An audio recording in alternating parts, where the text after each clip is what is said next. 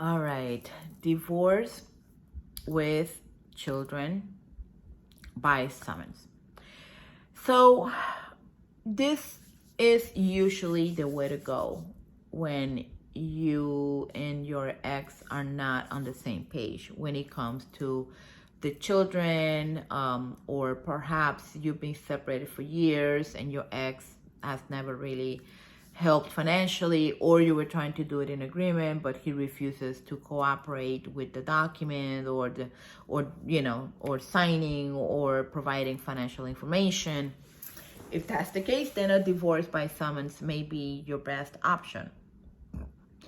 A divorce by summons, number one, you should have an address for your spouse, either where they live or where they work. It can be served either place in the state of Florida. If he is outside of Florida, as long as we have an address, we can hire a sheriff or process server to get him served. Even in outside in some countries can also be done as well. Check with us first, 800-474-1970, to see if it's something that we can do. We can help you with. If not, we'll let you know. We're not here to get a payday. We're here to help people be able to move on to the next stage of their life. With that said, if you have been a victim of domestic violence, this is definitely the right divorce to pursue.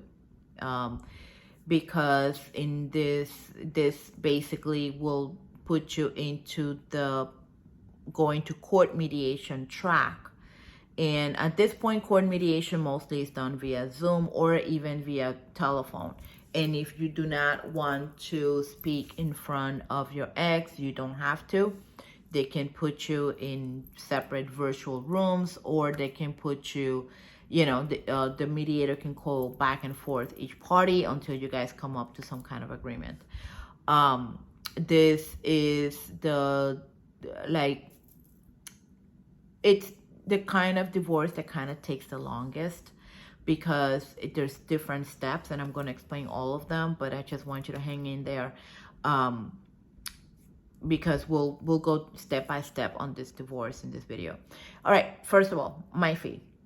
We charge $620, which can be paid on 2 payments. $310 for the documents to be prepared and drafted, and then $310 after, once the documents are ready to be filed, and then we do the rest of the, the process with you. We don't charge a penny more, no matter what we need to do. If we need to refile something or resubmit something or prepare something else, we're with you in your corner to help you move this along. However, because we're not attorneys, we cannot call the courthouse, and we cannot attend with you any hearings or work as mediator or anything like that. All right, so there will be an intake. So there's going to be a link where you'll be able to submit the document, the intake form. And then through that intake form, you're going to put in the date of marriage, when you got married, when and where you got married, your name, both names, address, phone number. You're going to need your date of birth, your social security number, and your email and phone number.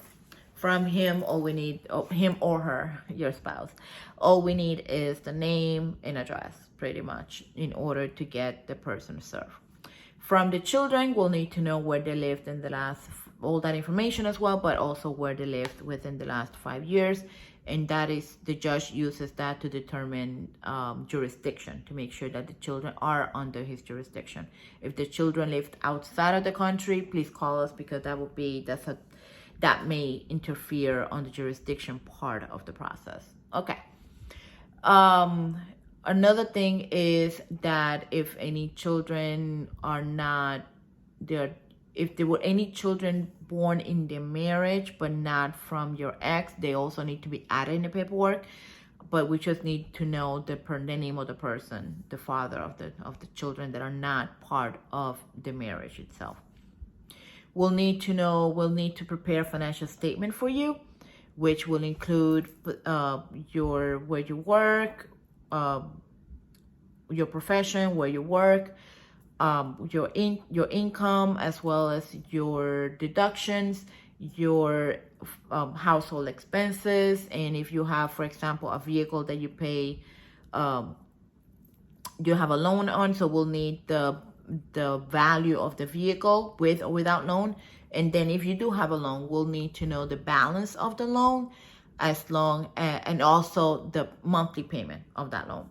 If you have credit cards, we'll need to know the balance, and we'll need to know the the monthly amount that you also pay on that. If you pay for medical insurance for the children, we'll need it from work, we'll need that separated. We need to know how much out of that is actually children, dedicated to the children medical insurance. If you're paying for after school or daycare, we also need to know what that amount is and who pays for it. If you pay for it, your ex pays for it. We'll also need you to say how you want to split up the taxes, if you want to split them up, or if you want to, stay with the income taxes yourself and whatnot. So once we get all that information from the intake, we'll prepare the documents for you to review and sign within 72 hours. Once you get them in your email and you to review them, let me know if you want me to print them and send them to you in the mail. Once we send them to you in the mail, or if you print them, it's going to have flags. The papers are going to have flags as to where you need to sign in front of a notary. You'll sign them in front of a notary and send them back to us, either scanned if we emailed them and you printed them, or put in the envelope that we'll send you to send them back to us in the mail if we printed them. So once we get them, we'll prepare them for filing. You'll make the last payment. We'll file it in the courthouse, get the case number. You're going to get the emails from the courthouse directly. So anything you get from the courthouse, you need to send to us. Particularly, we're going to be waiting for an activated summons from the clerk with the clerk stamp. You send that to us. We'll arrange getting it to the sheriff. If you're low income and qualify for the court filing fee waiver, not only will it save you the court filing fee, which is $408, but it will also save you the sheriff fee. So if the person is in Florida, the sheriff will be free if you qualify. If the person lives outside of Florida, then unfortunately it won't cover the indigent form. The application of indigent, the court filing fee waiver won't apply. So the sheriff, if it's, let's say, in another state, it may be $40 to $50, but I highly recommend that we hire a process server, a private process server, because then the documents can be emailed to them and we'll have a contact person versus sending everything in the mail and not knowing when we're gonna get the proof that the person got served with or the status of it. Once we get the proof, we'll file it in court and then get wait the 20 days. The person, your ex, will have 20 calendar days to respond if it's in agreement or not in agreement with the divorce. And either way, because it's a divorce with children, regardless of what he does, we will file paperwork. If he didn't file any answer, we'll file paperwork saying, hey, court, he didn't file any answer, let's move to a default. A default is basically saying, all right, he didn't respond. But because there are children involved, most likely you guys are going to be sent to court-appointed mediation. Mediation is done through the phone or through video at the moment. And if you don't want to be in front of the person, that it's not a problem. That can be done. That can be arranged. Once he or she once you guys go through mediation, if you guys agree, come to an agreement, then the document, he provides his financial information, child support will be calculated, and then the documents will be sent to the judge. The judge then will schedule a hearing with you guys, and then you guys will, he's gonna go through it and say, okay, so you guys agree to this, you guys agree to this, okay. And then once you're done, he will sign the final judgment and send it to both of you. If you guys don't agree, I don't know what, it depends on the judge. The judge will get the report that you guys didn't agree to mediation or didn't agree during the mediation. He may send you back to mediate again, or he may just say, all right, let's do a trial. Let's see what's up. It depends heavily on the judge.